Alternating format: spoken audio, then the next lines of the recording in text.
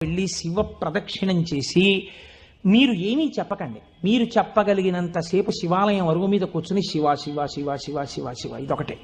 ఒక 42 రోజులు ఈ దరిద్రాన్ని మీ కష్టాలని అనుభవించి చూడండి అన్నారు. మీరు నమ్ముతారా? ఆ వ్యక్తి నా దగ్గరికి వచ్చి నా జీవితంలో ఆశించని రీతిలో నా జీవితానికి ఒక కొత్త మలుపు తిరిగిందండి, నేను వరంగల్ వెళ్ళిపోతున్నాను, నేను సెటిల్ అయిపోతున్నానని చెప్పాడు.